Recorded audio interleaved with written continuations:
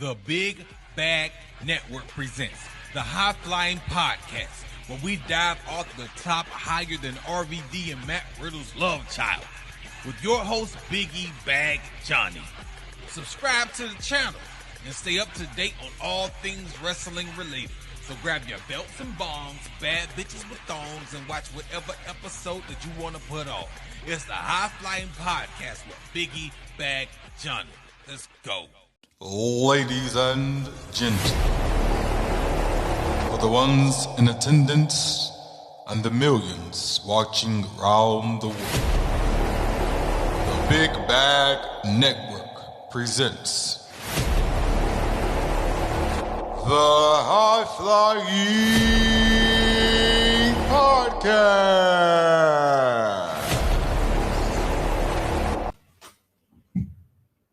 This is the High Flying Podcast, where we be drop kicking it with the boys. So make sure to body slam that like, share, and subscribe button. I am your host, Biggie Bag Johnny, back with another video. And today we got a very special guest. She just grazed our presence for her virtual greatness. I appreciate her so much. We're talking about one of the roughest, toughest females in the obstacle racing.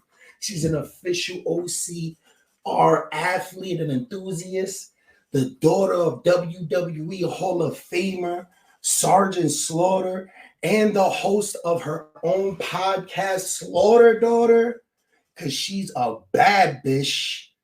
We talk about the one, the only, Kelly Slaughter. Hi. Hi, how are you today? I'm good. How are you? It's been a busy week. That was quite the intro there. I had to. Appreciate that. You deserve it.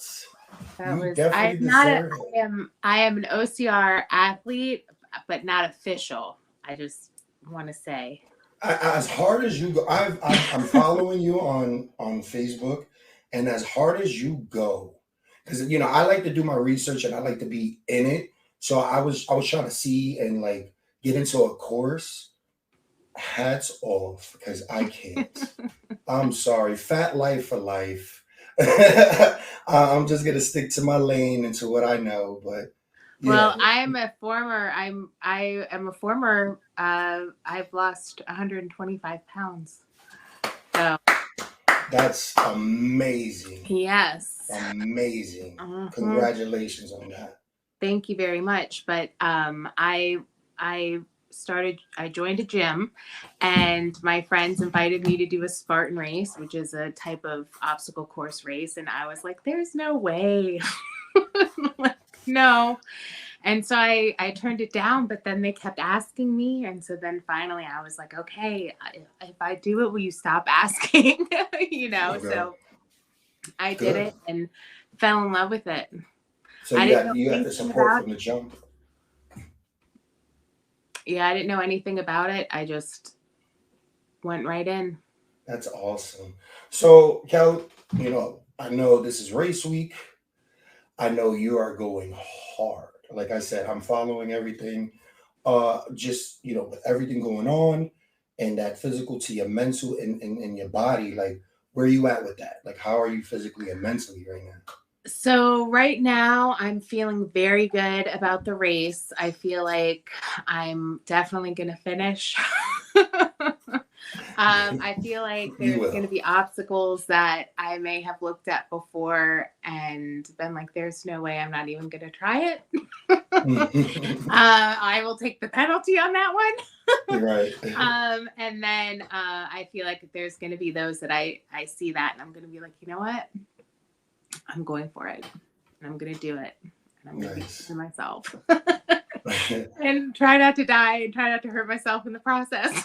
Right, because these are, if nobody knows, can you just explain like a week, like what's your weekly routine to like get like conditioned for something like this? So just what I did for my first race was what I took classes at the gym. I took classes at the YMCA. So my first race, that's what I was doing. And I was able to complete it and I fell in love with it. But to do more of the lengthier races, that's when I really started training. And I decided I was going to do a trifecta. So I basically, right now, what I'm doing is 4 days a week of weightlifting and 2 days of cardio. But Okay. in the month or two before a race, I up my cardio a little bit more. Okay. Listen, cardio is Because I you need that need that. endurance. Yeah, you could do all the weightlifting, but cardio, you need that. You Yeah. need that endurance, especially in the race. I bet. Like, so, Kel, how young were you when you started like doing all of this? Like, were you just always kind of like into volleyball, weightlifting, or was it like you just got into it when your friends? Yeah, so I lived a pretty sedentary lifestyle. I had an office job. I just sat and then I became a mom. About being a mom, and my mind went somewhere else. But anyway, so what was the question? How young? How young were you when you started to work out? I was in my 40s. Really? Yeah. So I did Wow. like normal stuff like in school and things like that, but I really didn't do that much of working out. I used to joke that I was allergic to it because it made me sweat and I got red in the face, and I didn't like getting hot and I didn't like being sore, and so actually what happened was COVID. Oh. And one of the things that they said was in the beginning was that being obese was a high risk factor. And I was like, I will be darned if this disease or this virus takes me away from my kids. And so I just started walking my neighborhood. Started losing weight. Then my friend, we joined the gym, and my friend invited me to go to a class. And that's how it started. Nice. Then Well, it's never too they late. asked me to go to, no, it's never too late. Absolutely not. You're And you don't have to lose weight to go to the gym either. Yeah, you're an inspiration. I tell you, it's just to watch the intensity of one of these workouts is like, man, and I just see the pain in some of you guys' face, and it's just like to continue. It's like, what the hell? Yeah. It's Yeah, especially wild. on the race course, because you have to deal with the weather and, Yeah. cramping and maybe injuries. One of the races that I did, I ripped my hand. Oh my God. And yeah. How do we do this? Like the callus I was on, it's called a multi-rig. Okay. And it's rings, and you go swing from ring to ring, and then there was like a pole that you would then have to grab onto from the ring and shimmy down, and then I think there was probably another thing of rings. Well, I only got to the second ring and my hand ripped as I fell off. Jeez. So I was like, well, I don't know what my hand is ripped. I'm out in the middle of nowhere. Like I didn't have like scissors to like cut it off or anything. So I just put gloves on, put it down, and finished my race. That's wow. Wow. Yeah. You're a monster. You're a beast, man. I mean, like I can't, I'm not saying that I can't because I have. It's just like I'm so comfortable with, just sitting at home eating ice cream. It's so safe. It's so safe. I love ice cream. That is my downfall is ice cream. Okay, so that's what was one of the questions was, what is one of your cheat meals? So it's going to depend on what I feel like, because it might be like some Chinese, it might be a burger, like, fully loaded with like fries. And you have one cheat meal to go off of forever. This is the only cheat meal you have. Okay. And we could be specific. We could go to Chipotle, Burger King. Okay. So my cheat day, I'm just going to say we're going to Five Guys. Okay. And we're going to get a bacon cheeseburger with sauteed onions and mushrooms and some barbecue sauce. I like your style. And a Cajun fry. I like it. I love it. That might be what I do right after this. Might be what I do after this. All right, so like coming up, I'm sure you was some type of strong and athletic, and kind of famous in your own way. How was your bond with other women, or were you just like one of the guys with like a gym in your Barbie house? These are very good questions. I was a Girl Scout, and thank you. We were that was like my group of friends, was my Girl Scout troop. We were Nice. a great group. We're still all friends still today. We have like reunions. Beautiful. We did a time capsule, and we like all got together and opened the time capsule. Nice. Yeah. Those type of things don't happen no more. Those relationships don't really last. So to have that's so beautiful. Yes. That's awesome. Yeah. Can you remember, other than ripping your hand, can you remember an obstacle that just made you tap out, that you want nothing to do with, that like when you go through this obstacle, that you would want to just like kind of just go over it, like, and skip? Yeah. So there's this one obstacle called Bender. And it's basically like an inverted wall, but it's made of metal rungs. So you have to and it's tall. So you have to grab it and kick your legs up. And then you kind of have to pull yourself up on the incline. Okay. If that makes sense. And then get over and back down. And I get to the part where I have to get my chest over and I get stuck there. Okay. Usually I'm scared because I'm up in the air and it's scary. And if I fall, I could really hurt myself. And so getting up and over that, I can do it. And I've done the obstacle, but it's absolutely terrifying to me every time I get to it. Yeah, I bet. Like I said, when I did my research, just watching the obstacle course was my fear. Like, I was like, no way. I could take my journalism to another level here. Like I said, I like safe. Safe is good. So yeah. So all right. So we all know, of course, your slogan. You are a bad one, right? So being breaded from the slaughterhouse, is there any thought of following in your dad's footsteps and joining the WWE, or being a wrestler in any, independence, or any wrestling dreams? Well, when I was a little girl, I wanted to be a wrestler, and my dad did not encourage it, and he still does not encourage it. No. And I've approached him several times and said, Dad, I would never wrestle unless I had your blessing, and I feel like I don't have your blessing. And give me your blessing. I want to go wrestle. And he's like, no, you don't need to wrestle. You've got kids at home. Oh wow. He knows what it's like to be a wrestler. Right. It's 300 plus days on the road, He's never wanted the wrestler's life for me, even when I was a little girl. When I was a little girl, I didn't want to wrestle the girls. I wanted to wrestle the boys. I wanted to kick the boys' butts. and there was not really a lot of female wrestlers doing that. That's not what I saw in wrestling when I watched wrestling. So you wanted to be the first China. Basically. Nice. Yes. Nice. Yeah. So when China came out, I loved China. That was, and the first time I met her was backstage. My dad introduced us to her, my sister and I to her.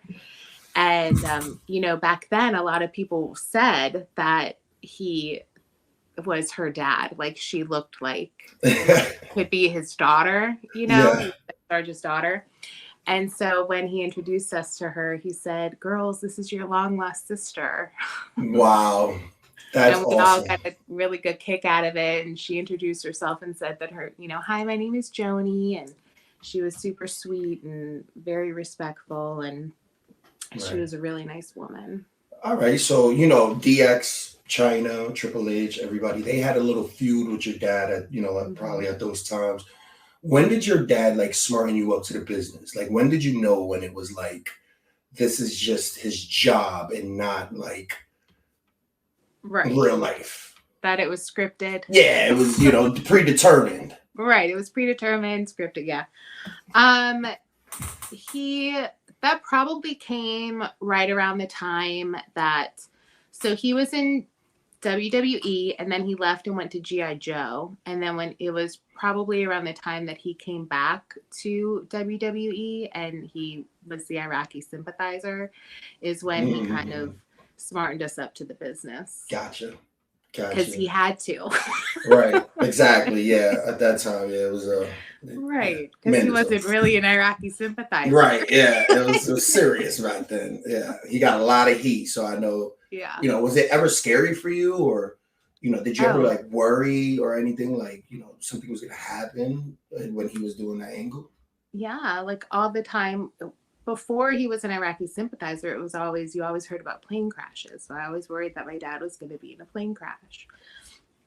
And that anytime someone came to the door and we didn't know who it was, like that was going to be them telling us that my dad was in a plane crash. You know what Oh I mean? wow, Like just always in fear of that or but then after the Iraqi date or after that and when he was an Iraqi sympathizer, people threatened to kill us. oh wow. I And bet you had a bunch of those. yes. And so Vince McMahon actually got security that lived in a Winnebago outside of our house. Um, yeah, it was some serious stuff. My dad had to wrestle in a bulletproof vest. Like people, I found out recently, they didn't tell me back then, but recently I found out that they not only did they have death threats against us, but they knew my name, they knew my sister's name, they knew what school we went to, they knew And our this was before address. Google. Yeah, this was before the internet. Yeah, this is before the internet, which is super Yeah, when you scary. could have like a private unlisted number, no one could find you. Yeah, they were Yeah, able to find, they knew exactly who we were. But the thing is, looking back on it and seeing promos of my dad during that time frame, I watched some of these promos with my dad and it got my heart racing and I was like angry at this guy that I was watching on TV saying all these horrible things about my country and like I wanted to kill him. Like dad, like I want to kill you right now. Like no wonder people wanted to kill us. yeah, Like you were mm, so good at what yeah. you did. And it was even crazier back then. So yeah, I could just Yeah. imagine how people were feeling. Yes. Um, I want to switch to this subject if we can, and we're gonna touch very light on it. Lacey Evans. Are we allowed to talk about this real quick? I mean, we can Very, a very light. little. I just want to ask a couple questions. First Okay. question is scale of 1 to 10, how bad will you beat her ass?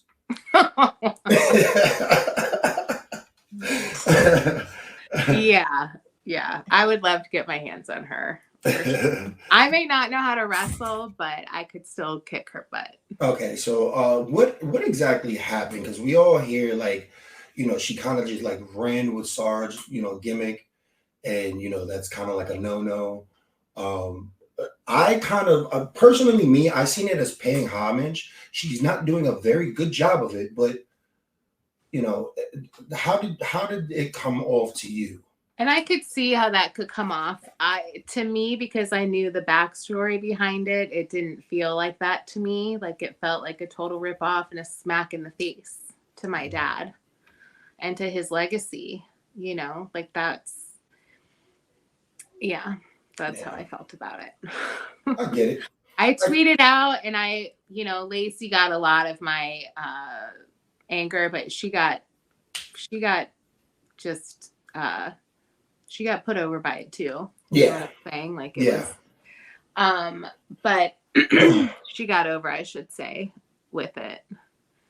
She's Um not really getting over too good though. she's not, and the thing is like to me it was a smack in the face and I feel like she could have said something to my dad about it. Like she said a move is a move, but I'm like, yeah, but that's his finishing move and like he's Yeah, Yeah. He has a Cobra Clutch club that he does, and like it's like his gimmick, and he's still using it.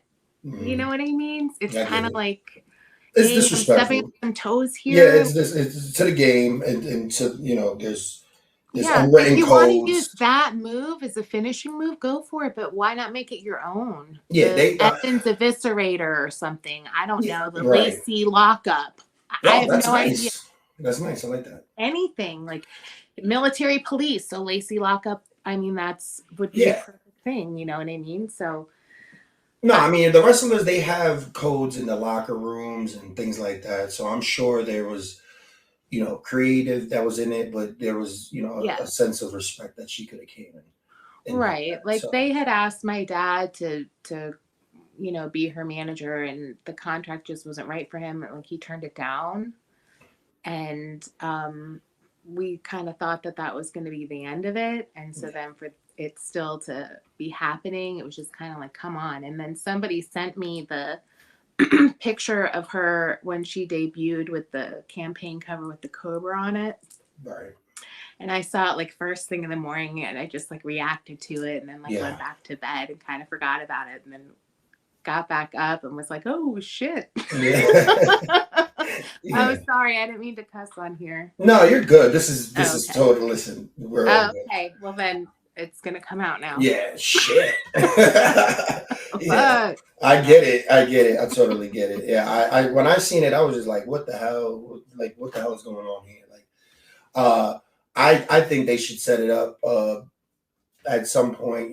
That'll be good for the both of you guys. I mean, I'm sure you'll be a monster in WWE, and Lacey she could get on with that. So I mean. Yeah, I mean, you never know what could happen. I will never say never to wrestling. Like, I want to do it, but again, I would never do it without my dad's blessing, and he just doesn't want me to. I'm sure there's many, many, many reasons why. Yeah, I get it. Can you tell us a good memory that you have your dad with on the road with WWE? A memory of him when? Like when you guys were on the road? What city? Like a good memory on the road. A good event, something that was just that you will always remember. You know what was a really fun event that had to do with my dad's wrestling or his job was Zinc. It was a like sunscreen company, and it was different colors, so you could like paint your face with it. And so he had like red, white, and blue, and they had like, it was like the 80s, so they had like very funky designs that you could do with all these different colors on your face. And that was a really fun event. It was because it was like not a wrestling event. It was the first time we did something that wasn't like a wrestling thing. Right. Because I'm pretty sure that was around the time also right before G.I. Joe, I think happened. Nice. Maybe it was after. I can't remember very clearly, but I do remember that time because after that we went to the Longshore Animal League, I think is what it was called. And we got a puppy and we named him Zinc, and we called him Zinky. That was our little dog. Nice. So as you see, I'm a nerd for wrestling. I collect memorabilia. I'm trying to reach 100,000 in my memorabilia. I'm at like 80 right now. Wow. What's a memorabilia for you? Like, what trophy did you win from, your obstacle racing, or that you have that's just like, it's priceless to you? Oh, okay. Well, I do have some medals that, in case you asked me that about, with Spartan medals. Nice. In case you asked about those. Yes. I will show you those. Yes, please do. So this is for doing a trifecta weekend. Beautiful. Which is 3 races in 1 weekend. You do a Beast, which is a 21K with 30 obstacles on Saturday, and then the next day. We're not going to just hold on, Cal. Okay, we're being modest now because we're not just going to just go by like that's just not an achievement that like people don't just get up and say, I'm going to be in an obstacle race Like, for you to win those medals, you deserve them, and you need your flowers. That's why I really wanted to do this interview. I did want to touch on the wrestling because, of course, that's in your blood. But just to let you know, like, how amazing and inspiring you are. Like, you make me, and as that's me as a male, so I'm sure you touch a lot of females where it's like they can do it. You saying that you started at a late age, it's beautiful. It's like, it's something that it's like, I think I'm just gonna die in a steel mill, and that's my future. And you, that's my future. I'm content with that. But you make me feel like I don't have to catch arthritis and deal with it. I can make a change. So thank you so much for just getting up and working out. What I mean, and putting it on social media. Thank you so much. No problem. No problem. I appreciate that means that a lot to me. I really appreciate that. And I hope that that means a lot. Thank you very much for saying that. It does put a little pressure on me too. So I have to keep doing it. You do. But I love it. I love it. And I love to work out, and I love to see what my body can do. And that's one of the reasons why I love to do Spartans, is because it's like, there's obstacles that I know that I can't do, but I still try them, and like, let's see how far I can get. And the only obstacle that I don't even try is the rope climb. Okay. That's always been a problem. Even in high school, that's never. I went around that obstacle. Yeah, I've never been able to do that obstacle. I definitely take the penalty if there is one for that. But it's there is a technique to doing the rope climb, but I haven't been able to practice the technique. But one day, that is, like, I always say the rope climb is my nemesis. We all have one day I will conquer that. Yeah. Well, I believe it. I know you will. I don't think you will. I know you will, because I see how hard you work and how hard you're determined. So I know you will. So you are a OCR athlete, an official OCR athlete. You're a mom, a wife, and let's not forget, a host of your own podcast. Yes. Kel, I hate this job sometimes because it's so frustrating. It's so frustrating. Why? It's like to I'm not really a technology guy. You know what I mean? I'm not really a this guy. I'm good with the personality and the touch and base on everything, but everything else is just like, ugh. And I'm doing this completely by myself. But with you doing it, I see interviews with your dad, and you just, you're talking about what's going on. Like, tell us about what your podcast is about. Slaughter Daughter. Tell us what's going on, because I'm subscribed. I know everybody that's watching here, my 140 subscribers, please go subscribe to this, because we need to support in every type of way. Thank you very much. But please tell me. Thank you very much. So Slaughter Daughter on YouTube is basically a place where me and my dad have conversations about different topics. There are a couple episodes on there that are about Spartan races. So if you're interested in Spartan, we do go through it. You can see how I'm very not official in Spartan races, because I run the open heats, and so there's no competition. It's me versus me. And so they're a little bit more relaxed on the rules there than they are in like age group where you're actually competing against people. Gotcha. So, but if you're interested in Spartan and all it has to offer, it's been absolutely life-changing for me. So there are some episodes on there about that. There's some pre-recorded stuff, and then there's some live stuff. So make sure you check that out too, with my dad and I just having conversations, talking about different topics. In October, we're going to talk about the house that we lived in Connecticut, because it was haunted. Did you live in Connecticut? I was in Waterbury. Oh, really? I was in Weston. Oh, really? I had my family had money out there or something like that, and then we moved to New York. Anyways, yeah, I'm definitely tuned in on Slaughter Daughter. I get all the notifications. So I'm all Nice. the way tuned in. Thank you So so much for tuning in. Really appreciate it. always. Can you give us on? You give us your reels and you give us your posts and everything. Can you give us some motivational words that we can just end this off and start a new week? Because everybody wants to be like, oh, next Monday, next Sunday I'll start. No, we're gonna do this right now. As of today, I'm gonna try, Kels. we got this recorded. Today is the 1st. So after today, I'm gonna give up the chocolate, and we're gonna try and get a little diet going on. And can you give me and everybody some motivational words to just go about Sure. maybe their little OCR journey? It doesn't matter where you are in your journey. It just matters that you begin it and to just get out there and start moving.